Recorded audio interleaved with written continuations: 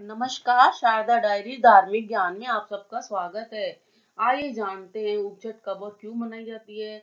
व्रत की पूजा सामग्री, विधि एवं उद्यापन विधि, व्रत कथा आदि के बारे में और उपछठ में क्या बातें विशेष रूप से ध्यान रखी जाती है।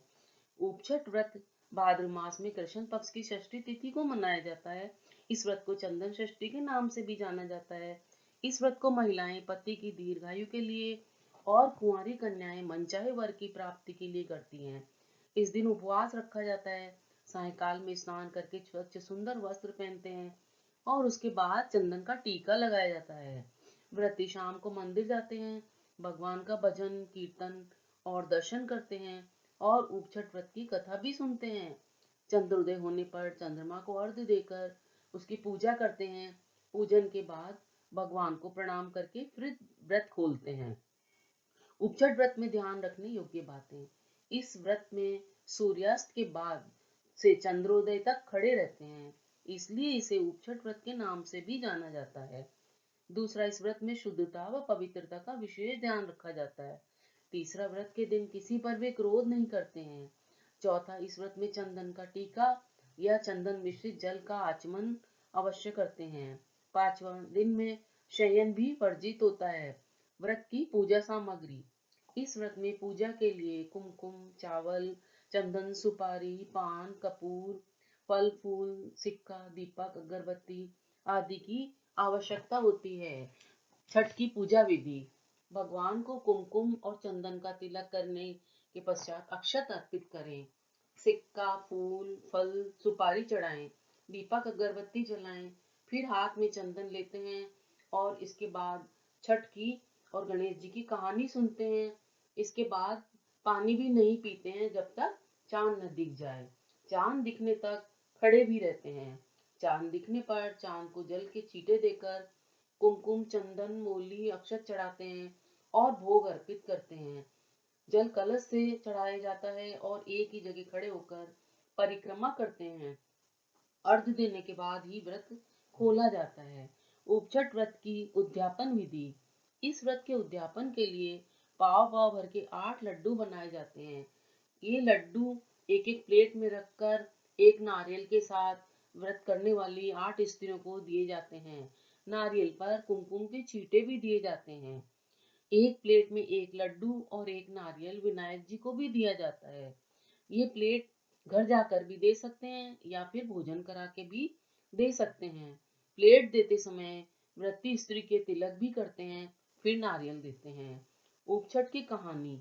एक साहूकार साहूकारनी थे।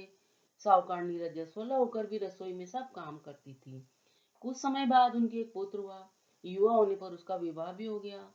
एक दिन साहूकार ने अपने घर पर एक ऋषि महाराज को भोजन पर बुलाया, पर ऋषि महाराज बोले, मैं तो 12 वर्ष में एक ही बार भोजन करता हूँ। पर साहूकार ने उन्हें कैसे भी मना लिया।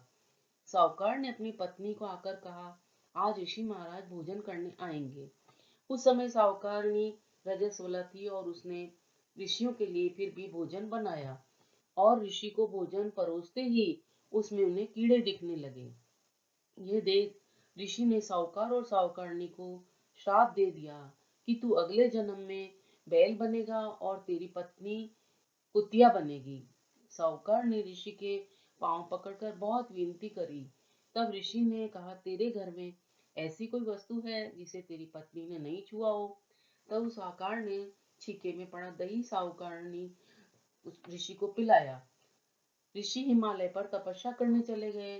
साहूकार साहूकारनी मृत्यु के बाद श्राप के कारण बैल व कुतिया के रूप में जन्म लिए। दोनों अपने बेटे के घर पर रहने लगे।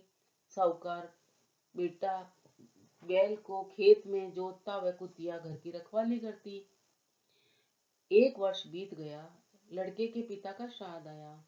श्राद्ध के दिन कई प्रकार के पकवान व खीर भी बनाई गई। उस खीर में एक उड़ती हुई चील के मुख से पकड़ा हुआ छोटा सांप गिर गया। यह सब कुतिया ने देख लिया। कुतिया ने सोचा, इस खीर को जो भी खाएगा वो लोग मर जाएंगे। तभी कुतिया ने खीर में मुंह डाल दिया। जब बहू ने यह सब देखा तो वह क्रोध में आकर बेटे को बोली और दोनों ने उसे बहुत मारा।